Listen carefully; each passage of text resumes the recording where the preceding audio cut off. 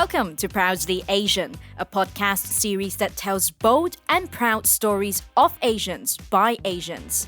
I'm Isabel Wong, a financial journalist who wants to uncover the many Asian stories around us that are waiting to be told. There's never just one way to look at Asians. This podcast will take you through a deep dive into the life stories, struggles, and triumphs of young Asians around the world.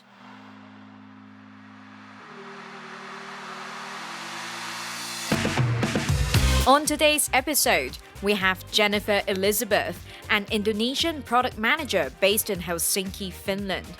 Born and raised in Jakarta, she has spent most of her life out of high school studying and working in Hong Kong, Singapore, and the US until she made the bold move to the Nordics. She talks to us about growing up in Indonesia and her life as a jet-setting product manager. Welcome to Proudly Asian, Jen. Thank you so much for dialing in all the way from Finland. How are you and how's Finland? My pleasure. So far so good. It's actually getting warmer here. We call it the official spring season has just started. So you can see it's super green. It's not a fake background behind me. The weather is nice now. It's perfect. You don't actually need a coat when you go out. Well, yes, because at least this week it's been raining, so I'm just wearing my raincoat, or else not really, maybe like a thin jacket. How are things in Hong Kong? It's been all right, but of course we don't have a nice background like you do because, yours you just mentioned, yours is not virtual. There's still travel restrictions, which adds to the complication around planning travels because me and my partner have been trying to figure out plans to get out of the city. But then apparently I heard there's quite a bit of a nightmare in terms of booking quarantine hotels. So, I'm so jealous looking at all the travel pictures on your Instagram because apparently there's no travel restrictions anymore, right, in Europe? No. Aww. Yeah, there's barely anything. It's like as if COVID never happened. But obviously, for this conversation, we would like to get to know a little bit more about you, Jen. And obviously, you're currently based in Finland. And previously, you lived in many places. You lived in Hong Kong, you lived in Singapore, and also the US. And then you were born and raised in Jakarta in Indonesia. So, I do have a lot of questions about, your experience living in all these places as an Indonesian yourself. But to get things started, I'll ask you a question that I ask every single guest of mine on this show, which is tell us about your background. Who are you? What are you? And where did you grow up? Also, how many languages do you speak? You did a mini introduction of myself, but I was born and raised in Jakarta, Indonesia. And then after that, I moved to Hong Kong to do my studies. And in between, I was also in the US to do a couple of exchange programs there. And then after that, I kind of worked in different places. I was in Singapore, working for a bit, working in a bank. And then I really miss Hong Kong so much that I moved back to Hong Kong, working in a startup as a product manager for a couple of years, until, I finally moved to Finland here. I'm kind of nearby Helsinki, but I can call myself as living in Helsinki sort of. And in terms of how many languages do I speak? Well, of course, my native, my native level language is Bahasa Indonesia. But growing up, I think my parents already introduced me to English and also Mandarin quite early on in the process. I was a bit naughty as a kid. I like to skip my Mandarin lessons. So maybe you already know that my English is so much better than my Mandarin probably. And then being in Hong Kong, then I started to pick up Cantonese. And then now I'm in Finland. They speak both Finnish and Swedish. So I'm actually learning both. So now, I have a lot of language collections on my head now. So it's just... Of course, being multilingual, I'm just wondering if you have experienced this, because for some of my previous guests, they've told me that whenever they speak different languages, they tend to observe that their personalities or the way they talk would change when they're speaking in different languages. Does this happen to you also? Absolutely. Yeah, for sure.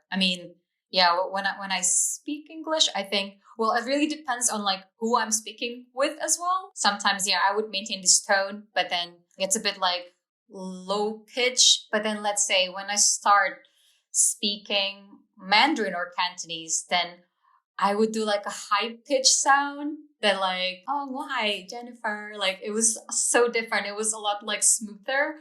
And then when I speak Finnish, for example, well, early on when I started learning Finnish, I read online that like they don't really use like, a lot of tones. So you will maintain like a flat tone. Mm. So like when you speak in English, you're so bubbly, like, hey, like I'm Jennifer. But then like let's say maybe if I speak a bit like Finnish, it's like, oh, olen Jenny, like olen onnellinen. That's just one of like it's super flat. Like you don't really use a lot of like, let's say if you're asking a question, Mm. you will ask like, how are you? But then you will just ask that like flat tone, like, oh, mitakulu. That's just one of the examples of like Finnish language, like super flat when you're asking a question. Wow. Yeah, it's so different. Interesting.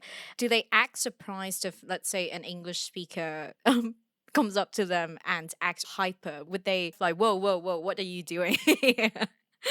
So yeah, I think I got a bit of like a mixed experience. So let's say I think one of the things that really surprised me when I moved here is that when I go into supermarkets, they would always talk to me in Finnish. I think maybe I don't know, maybe due to like a lot of reasons, maybe they just want to be on the safer side and like assume that maybe I live here. So that's why they always started speaking to me in Finnish first. But then when I try like practicing my Finnish with my colleagues, let's say if I say like one basic word, they're like already like, whoa, like you know so much already. And I'm like, no, there was just one word. There was nothing. So it was like a bit of like mixed experience. So like people who I'm pretty close with, they're a bit more like, oh my God, you know so much. But then like day to day, people always started to speak with me in Finnish first. Yeah. Mm. We're definitely going to get into your experience living in Finland a bit later in the conversation, but I would also like to get to know more about your experience growing up in an Indonesian household. Could you run us through, what was the experience like? How was your schooling experience? Any parents' expectations? What was it like growing up in Indonesia? Yeah, I think like I was actually kind of like thinking back about like, my experience growing up. Well, maybe we can start with like culture first. I think in general, what's pretty consistent in Indonesia is that we're pretty conservative when it comes to like, let's say what you wear, like how revealing it is, like what time do you get home, like after you hang out with your friends. And I guess like I think for my parents, I was pretty lucky that like they didn't really pressure me like, oh, you have to be number one or like anything like that. But it was more like, let's say I hang out with my friend, it's only like 9 p.m. And then my mom would already start calling me like, where are you? Like you have to go home now. Like it's late. I mean, to give a bit of context, like in Indonesia, like let's say if you're like a girl and then you're walking alone in the middle of the night, like it's a bit like unusual. So that's why I think my parents have always been super paranoid. Like it's like, where are you? Go home now. Don't start any trouble or anything like that. Or like let's say if I'm visiting like my dad's family, they're not from the capital city, so they're from like Borneo. So they're a lot more conservative than my mom's family. So whenever I'm visiting their family, I already knew that like I shouldn't wear shorts, I shouldn't wear tank tops because those are not allowed. So I think that's just one of the examples of like growing up. And let's say in terms of like love relationships, it's also super like conservative as well. Like they wouldn't allow like let's say girlfriend or boyfriend to like spend time in your room, just the two of you. Like you have to like spend time in the living room, basically chaperone, quote unquote. So that's just one of the examples. But then I think in terms of like, I mentioned that like there was no pressure to like to be number one or anything like that. But then I think whenever they give advice to me, like they tend to refer to their past experience. You probably mentioned that like, I sort of started my career in finance. That's because my parents worked in that industry. So that's why it was only natural that like, oh, you have to work in this industry because this is the best industry ever. Like you have to like major, like you have to study business in university because that's what they think is the best. And there was a lot of pressure to kind of like for me to follow that path. Or like as time goes by, like as I grow up, I think they respected my life choices, that like, oh, I don't want to stay in that path. Like I actually want to find like a career, like other career that I really want to like to do. So yeah, I think it was just a bit like kind of like in the beginning of like, you know, when you're young, they're kind of like guiding you in the process. I guess they want to make sure that you don't go in the wrong path or like wrong direction. I think it was more of like that. Yeah. I want to know about the food that you ate growing up as well. You know, like for breakfast, what would you normally have? Oh yeah. So I think, well, it was a bit, it could differ. Like I mentioned to you that like my mom's side of family, they're from Jakarta, and then my dad's side of family, like they're from Borneo. So it depends. Like let's say when my grandma, the one that the one is from my dad's side, coming over to like our place, then she would like, you know, cook all the traditional food. Like she would cook like some, well, they call it like soto banjar. It was kind of like a, I don't know, it's like a chicken soup, like traditional style. Like she would cook that for breakfast. But then like let's say if it's just like within our family, then we would eat, you know, like a toast with like a condensed milk, with like a chocolate sprinkle. So I think that food was like a little bit influenced by like the Dutch food, because they also eat something similar, because they were we were colonized by them for a bit, right? So yeah, I ate that a lot when I was a kid. And then it was, yeah, it really depends. Like sometimes we would eat like fried rice, so it could get really really heavy, like fried rice with like eggs, with like some chili. So it's like, yeah, that's probably like, yeah, there's a pretty wide spectrum from like toast, fried rice, chicken soup. So yeah, I think that's, yeah, that's what I can think of. Nice. Chicken soup for breakfast sounds really Yeah. good. It must be really hearty. Yeah. But what would be some of the common experiences that would bond most people who grew up in Indonesia? Well, I think the kind of like games, like traditional games that we play as a kid, like of course hide and seek, but we also have like those traditional games is like you use like rubber bands, like different rubber bands. You would connect them that it would form into like a long rope, and then like you will jump. Like so basically you're doing skipping rope made out of like rubber bands. So that's like one of like the common like traditional games that we play as a kid. We also play badminton. I think it's pretty common. Like, you know, badminton is a very popular sport in Indonesia, because I think it's like ever since like I was a kid, I've been exposed to that. I'm gonna like we're gonna play like in front of our house with like anyone, with our neighbors. And I guess food, yeah. So I think like I mentioned to you, like the toast with the condensed milk with this like with the chocolate sprinkle, that's a pretty common food that we like that we eat as breakfast. And there was like this like lollipops, that is only specific to like this Indonesian brand called Chupa Chups. That's like probably one of like our like childhood snacks that we would eat. So I think that's, yeah, Hmm. like one of the common experiences. I guess also like music and movies as well. Like we would watch like specific cartoons, like Doraemon, or like Shin-chan, I think what call it. But then like what's unique is that in Indonesia they dub everything. So like they dub all of the like conversations in Bahasa. So like that's why I think growing up I would be more familiar of like hearing the Bahasa version of Doraemon, not like the Japanese version, for example. Wow. Would they actually localize the script a little bit by adding some Indonesian references in their versions? No, but the theme song, they would localize it. Like they Mm. would create their own like Indonesian theme song, like for like the soundtrack for like Doraemon. Like they would translate it. They wouldn't use like the original one. So yeah. Nice. That's interesting. When it comes to like Southeast Asia, or you know, whenever Asia is mentioned, unfortunately, a lot of people would still just imagine Asian would be just Chinese, Korean, Japanese. There is relatively little understanding about Southeast Asia. And I'm just wondering if you have heard of any misconceptions about Indonesia and its people whenever, you know, you tell people that you were born in Indonesia. Yeah, I think whenever I mention it, like I'm from Indonesia, I get a lot of reaction that like, oh, they look surprised, like, oh, you don't look Indonesian. I think when people think of Indonesia, they always think of like, just like one big country, like one homogenous country, but that's not like the case because we are so diverse. We have a lot of like islands, provinces, and each of these provinces, like they have their own like cultures, traditions, but more importantly, they also like the population, they consist of like people who come from different ethnic backgrounds. So for example, like me, like I'm ethnically Chinese. So that's why I think like whenever I said it like, oh, I'm from Indonesia, they were like, no, like you don't look Indonesian. I guess they would expect that, yes, we do, that we speak like one, like we speak Bahasa Indonesia as like our main language, but we have a lot of like these different provinces, like we have our own dialects. So they always assume that like, oh, maybe like we speak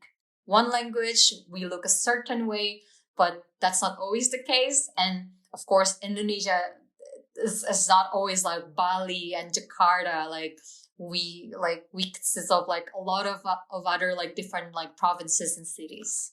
And there's a major presence of many different ethnic groups. And in fact, in Indonesia, there are about 1,340 recognized ethnic groups. And it could be more because those were just the numbers for the recognized groups. So the experience growing up as an Indonesian can be quite different, like you mentioned, depending on what ethnic group you belong to, and also based on your families, where your families are from. So could you tell us more about that? Like, how's your experience compared to, let's say Indonesians from other ethnic groups?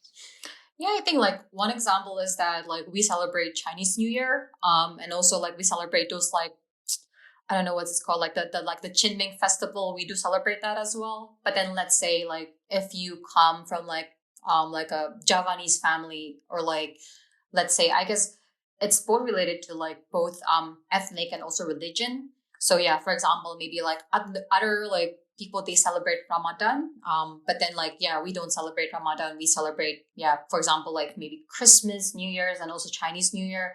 But I guess like what is strikingly different is also like, the food that we eat. I mean, of course we would eat Indonesian food, but then like growing up in a like a Chinese Indonesian like family, like I would eat a lot of like Chinese food and also like non-halal food, for example. But then maybe families who come from like, more of like a Muslim background, they would eat like halal food. And what's going to be really strikingly different is like when it comes to like some important ceremonies, such as like marriage. So, like in like a Chinese tradition, then you would have like, it's like the tea ceremony, you would have like those different like traditions. But then, for example, like if you're in a Javanese family, the whole marriage like ceremony process is so different. Like for instance, like before the actual ceremony, there's this tradition called siraman, which means that like, they kind of like, if you Google it, like it's like they're basically bathing you with like, they're pouring water on top of you. Like I guess it's like a symbolic purpose to cleanse yourself physically and mentally before you start your like married life. So like these things, they don't really like, we don't really do that in like a Chinese Indonesian household. So like, yeah, it's super different in that way. Is it common for, let's say, different ethnic groups in Indonesia to get married with each other? Or would there be the thinking of like, oh, if you belong to a certain ethnic group, you're expected to just marry within the group? So I've seen more and more of like trends of like this like crossover between like these different ethnic groups. Although like funny enough, I think I was talking with one of my friends that like they have some kind of like belief that, let's say like, oh, ethnic group A, like they have their own like kind of blacklist, like, oh, you shouldn't get married with like this other ethnic, like no, you shouldn't do that. Like I think because of like certain reasons, I don't know, like I think it's some kind of like beliefs that have been held long like by traditions that like, oh yeah, ethnic A doesn't, like you shouldn't get married to ethnic B because of like ethnic B has a certain traits, for example. But of course that's not always true. That's not always the case. But nowadays, yeah, I think within like Indonesia overall, like even though like we have like a lot of religion, a lot of like ethnic groups, we manage to like, live harmoniously, like respect each other's culture. So I guess people are pretty open-minded nowadays. I've seen a lot of like crossover between like different ethnic groups. So that's really good to see actually.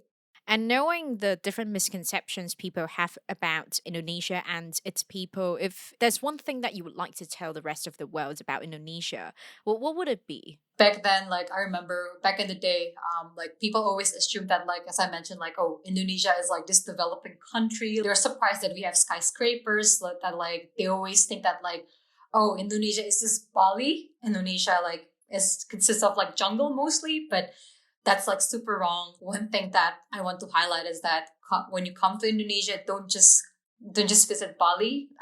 You have to like visit other provinces and actually explore and like immerse yourself in the culture. Then you would understand the country as a whole, like how diverse we are, like how it's not only Bali. So I think that's one important thing. And yeah, like even though like yes, we are like a developing country, but we are like we have achieved so much. Like our like tech scene is really booming. If you visit Jakarta, I mean, I haven't been home for like so long, but I know like yeah, Jakarta is dope. So yeah. And for people who are first timers or they haven't really been to Indonesia other than Bali, would there be some places that you know are a bit like lesser known, but then you think that person, must visit in order to experience the whole Indonesia as a country? Well, I would recommend Yogyakarta. Yeah, like I really like it's my favorite place. Like basically, it's like a different like if you want to look at temples, if you want to like immerse yourself in like more like cultural stuff, batik making workshop, pottery, then I would recommend Yogyakarta. And then one of the areas that I haven't really explored but I've always wanted to is this like Toraja, like this place like yeah the Toraja, like it's in Sulawesi basically. It's lesser known, but yeah, I want to go there. Mm. And I think let's say if you want a similar vibe to like Bali, but you want it to be like quieter, then I would recommend Lombok, which is just like next door to like Bali. Then yeah, I would recommend that. Nice. I'm definitely gonna check them out when I get the chance to. But of course, Jen, Yeah. you live quite a jet setting lifestyle because like whenever I go on your Instagram page, every new post of yours is you visiting a new place. Is a very like nice IG reel or like photo of yourself exploring a new place, a new country. So tell us about one of the most interesting trips or experiences. I know you have a lot, but if you could tell us a couple of them. Well, I think Mongolia will be like at the top of my list. Yeah, basically, I mean, we went to Ulaanbaatar, but then aside from Ulaanbaatar, we went to this western side of Mongolia called like Bayan Olgi, and then basically I came in there with like no expectation. It was like my first time doing like kind of like a camping road trip. And I think yeah, during that trip like we actually live in those yurts, like those Mongolian tents, so we actually like sleep in like the same house as like the eagle hunter family. And during that time like living together with the family, like we actually witnessed their day-to-day life. For example, they actually make yogurt from yaks. It was like the best yogurt I've ever tasted. Like I think when I tried yak's yogurt, I thought like, okay, I could never go back to like the usual like store-bought yogurt, because this yogurt is like it blew my mind. Like it was so good. Yeah, and I think yeah, that's probably like the top of my list, because yeah, I don't think I would be able to get the same experience again. Like I remember like, living in a tent, like we were just kind of like sleeping on the floor, which is like a thin blanket, no beds or whatsoever. But then like, you go outside at night and then you just, you look up the sky and like it's so beautiful, a lot of stars. And behind the tent, because like they're also farmers, they have like a lot of sheep. They have a lot of sheeps. So basically, like when you go out, you will see like a lot of sheep staring at you. Wow. So yeah, I mean, I don't know. That whole experience was a bit funny, but also it's pretty cool at the same time. Wow, it's such a nomadic experience. Yeah. Is there a place that's still currently on your wish list? Let me think. Well, I want to go to Africa. Of course, South Africa, but I want to do those like safari trips. Mm. That's definitely on my list. But yeah, it's a bit far. I also haven't explored South America, so that's definitely on my list. Yeah. Nice. And of course, you run this like beautiful Instagram page, and behind every beautiful travel pictures of yours, I know that there's a top-notch IG boyfriend. So, what's Yeah, the indeed. creative process between you two? Did you put him through any training initially?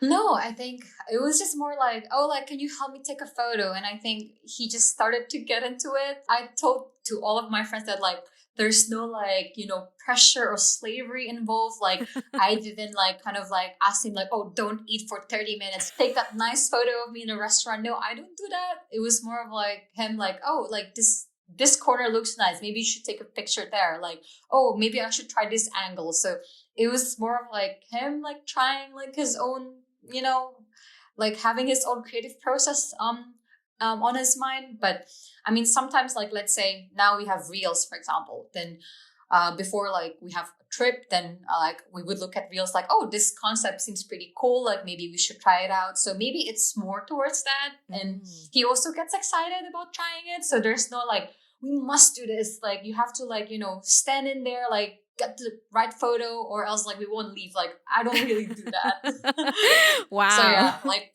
I want to like clear it out now. No slavery, no coercion or anything like that. Like, it was out of, like, both interests. And I mean, like, yeah, for him, then he also started to have, like, develop his passion for photography. So it's also a good thing for him. Nice. So it's good to know no boyfriend was harmed in the process of making all your Yes. beautiful IG posts and reels. And yeah, I remember hiking with you guys once, and he was really professional because he was actually giving you really good guidance. He's like, oh, like tilt a little bit, look that way, Yeah. I was just so impressed by him.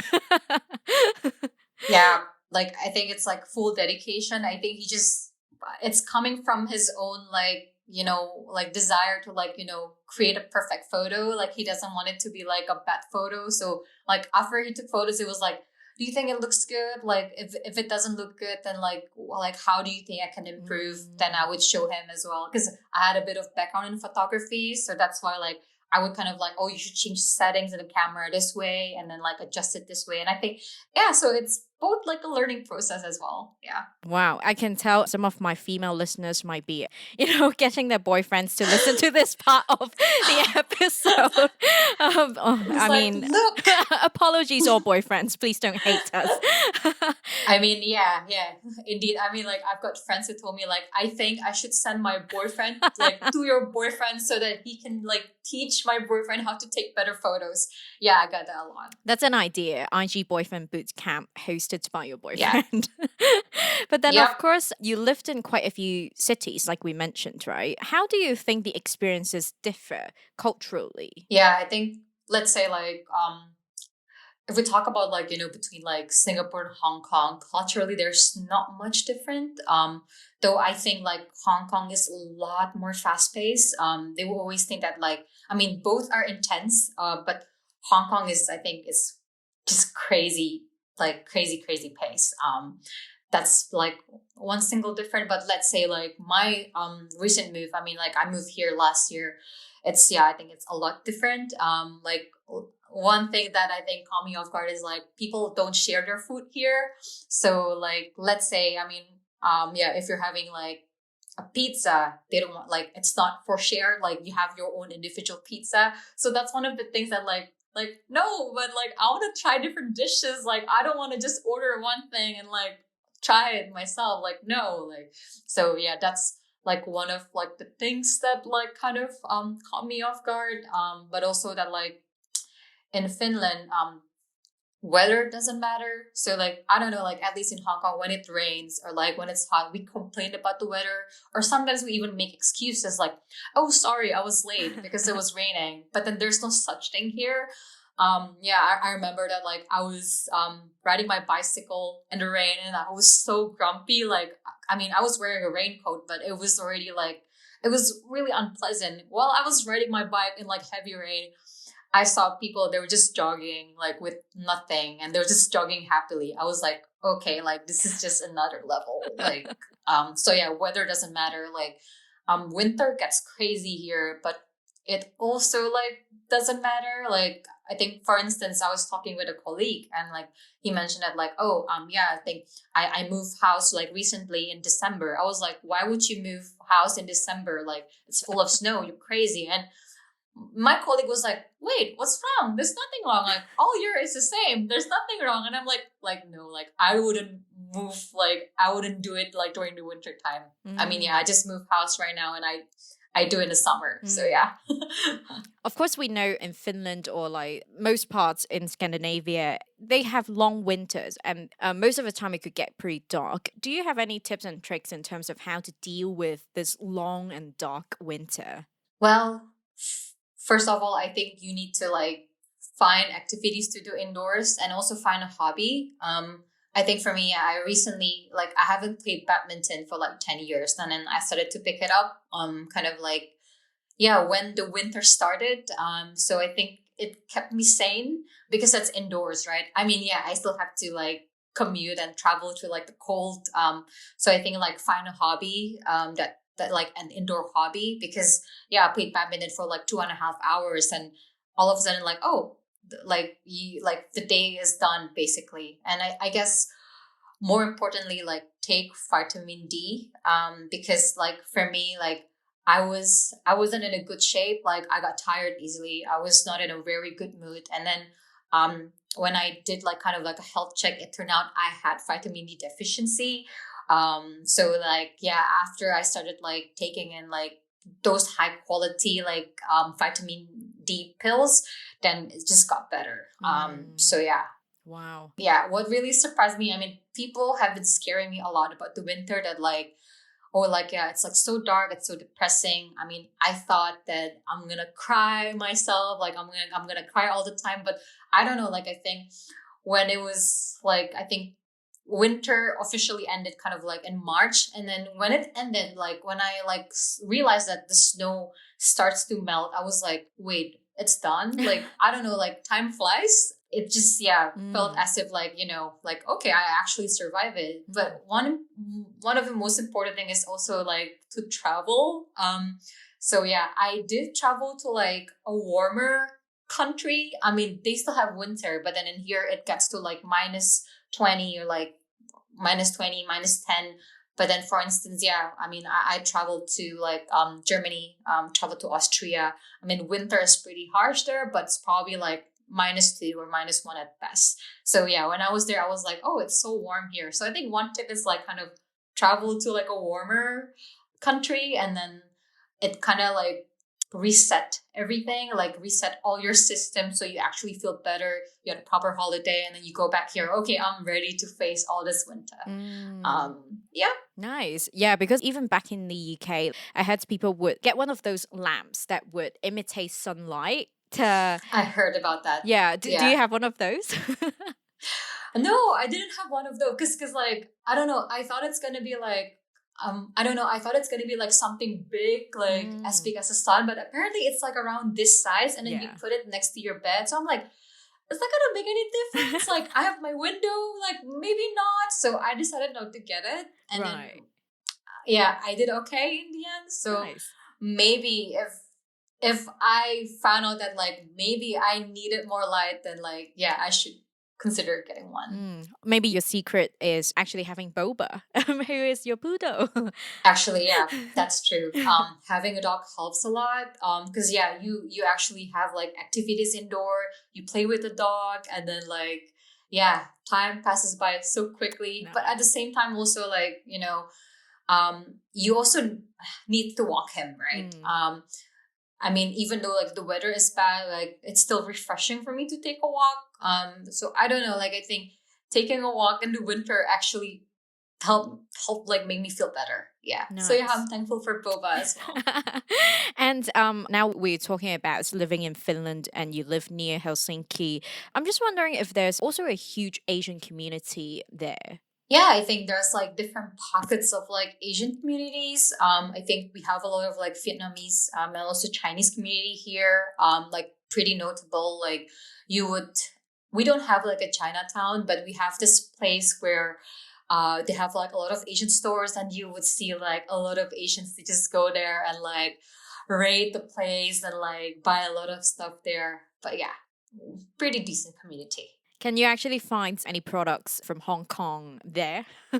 Yes. So like interesting enough, I always get this like particular like egg noodle, and I think this egg noodle they're producing like Chun Wan or something. So when I Mm. take when I look at the package, like oh my god, like they actually produce this egg noodle in Hong Kong.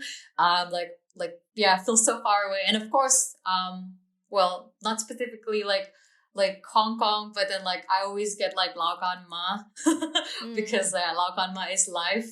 Yeah, I love that like chili oil, the black bean sauce. Nice. And from looking at your Insta stories, I know that there's also kind of a community of Indonesians living in Finland. And I also know you're helping out with the upcoming Indonesia Finland Festival. So, can you tell us a little bit more about the Indonesian community in Finland and the upcoming festival? Yeah, so I think we have like we have a pretty big community, though not as big as like the Chinese and Vietnamese community here. I think I recall around like 600, 700 people, and mostly they're concentrated in around southern Finland. So I think because most of us are concentrated in like near Helsinki, also that makes us really tight because we meet pretty often. We would just hang out at like each other places pretty often. So I guess that's me that makes us really close. And with like the upcoming Indonesia Finland festival, yeah, basically it's kind of like a festival to celebrate the friendship between Indonesia and Finland. And yeah, we're going to be like kind of showcasing different like there's like like of course there's like traditional performances like dances. We're going to be like serving Indonesian food, but more importantly like we're also going to be like showcasing like in Indonesian entrepreneurs who are based in Finland to sort of like kind of like show like that friendship, like Indonesians like they successfully built their brands here in Finland. And yeah, it's going to be like, a pretty big festival because it's going to be like right in the center of Helsinki. So yeah, pretty excited. I've been kind of like helping with managing their Instagram page. Of course, it's natural, yeah, because yeah, I You're love the managing guru. like social media. Yes. So yeah, I've been helping with the promotion. So yeah, I'm pretty excited about it. Nice. Is it an annual festival or was it the first time that they ever did this? So I think as far as I know, the last time they did this, it was a long time ago, like Mm. 2002. I might be wrong, but that's how like that's what I remembered. So it's been a while since we've had like this festival.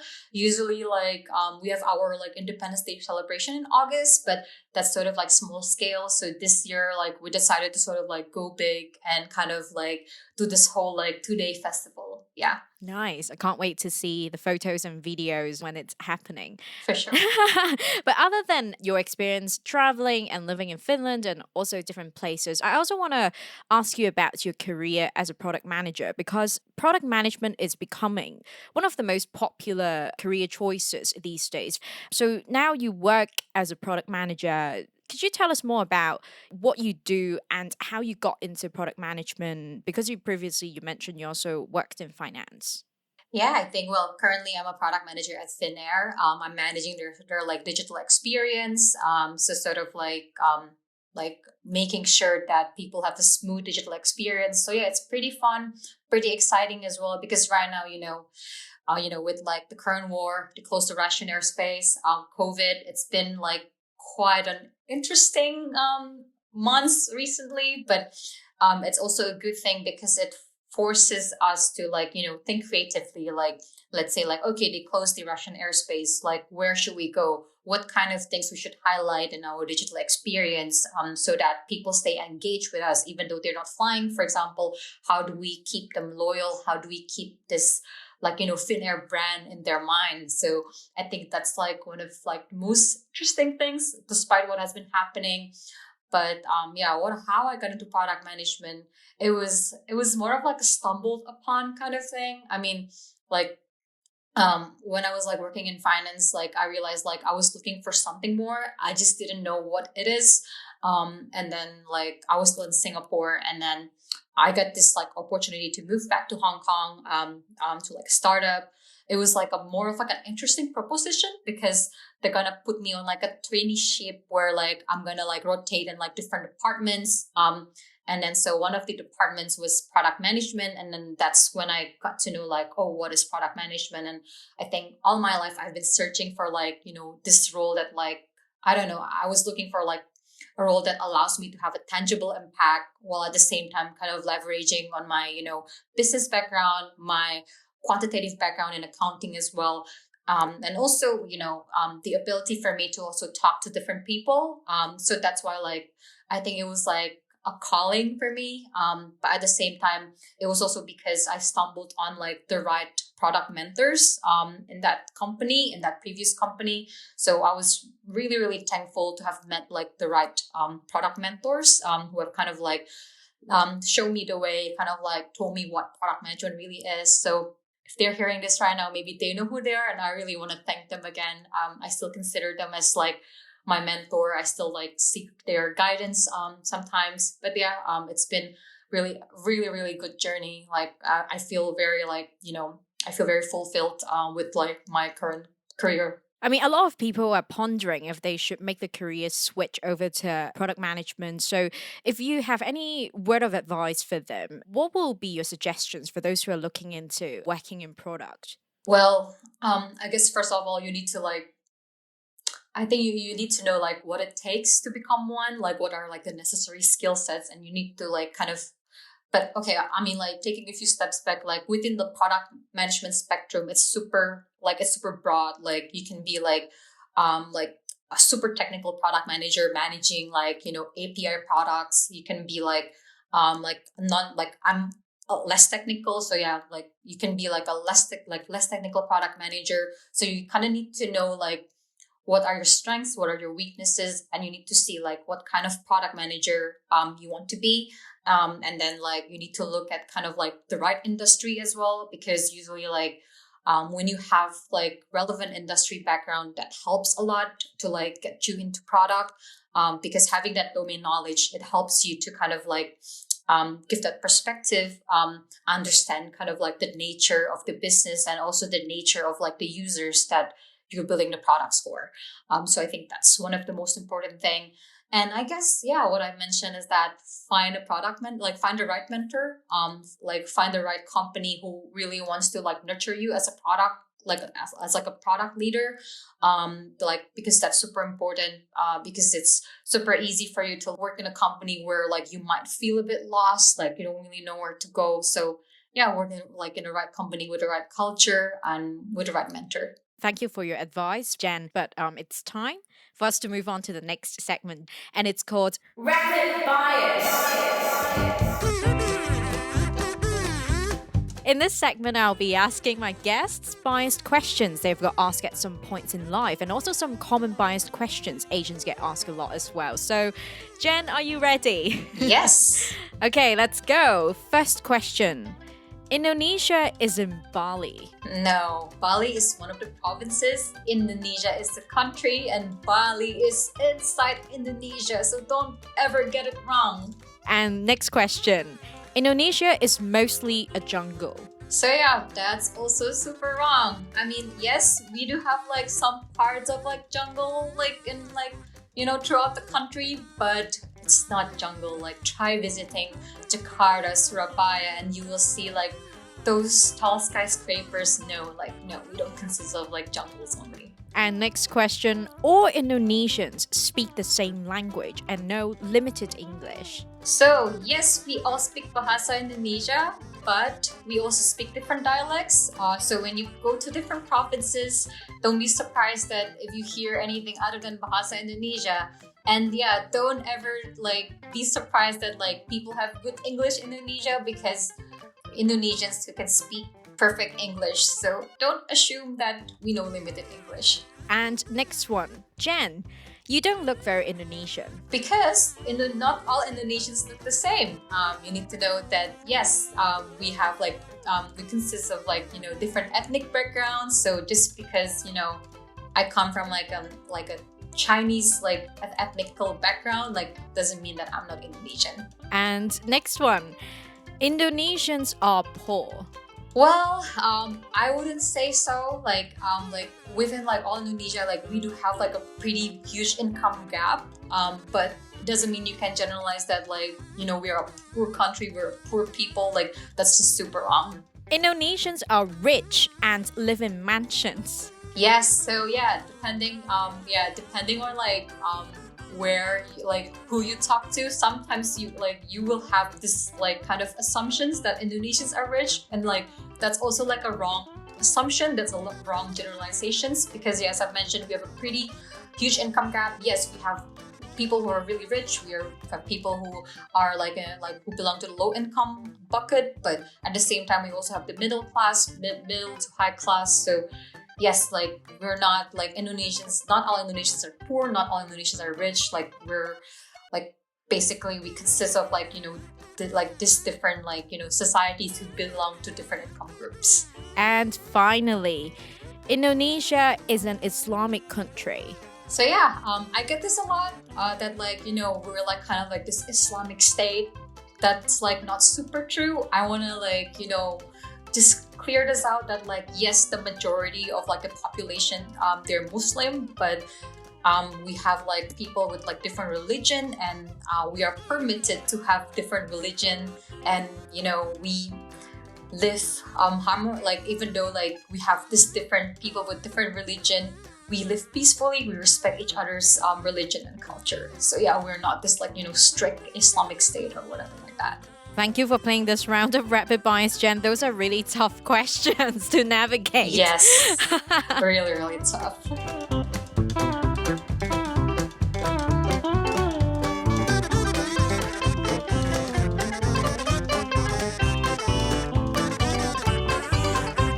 And finally, as we come to the conclusion of the episode, I'm just wondering if you have one phrase in Bahasa that you would like to teach our listeners about. Yes, it's called baper, which means that it's like it's short for like bawa perasaan, and like it means that like when you take some things too personally, then we would say you're baper, because like you take things too personally. Oh, wow. I didn't know there was a term for it. Yes. And finally, Jen, what does it mean to be proudly Indonesian? Well, what it means is that like regardless of like where you are, like where you're located right now, you need to always showcase like your culture at best. You need to always like showcase the values that like Indonesians are known for. Like we're known to be friendly, we're known to be like extra friendly and helpful, so we always carry this around, and we're always known for our food. So we always like, you know, we always make sure that like people will have a good time, people will enjoy good food whenever like they're in our company. So yeah, means that like, you know, even though like for example, even though I'm not in Indonesia anymore, like I still keep like all the values, all the culture close to my heart, and I still like bring it everywhere I go. I still show all the values to like the people that I met here. That's so true. I still remember when we used to hang out in Hong Kong. Whenever you were there, fun times were guaranteed. And then you would always take us to places with good food. So yeah. Yes. Thank you so much for joining us on Proudly Asian, Jen. My pleasure. It was fun talking to you. That's it for this episode of Proudly Asian. Don't forget to follow us on Instagram at proudly.asian for more content. We are on Spotify, Apple Podcasts, and YouTube. Leave us a 5-star review on wherever you get your podcasts. Thanks for tuning in and signing off for now. I'm Isabel Wong.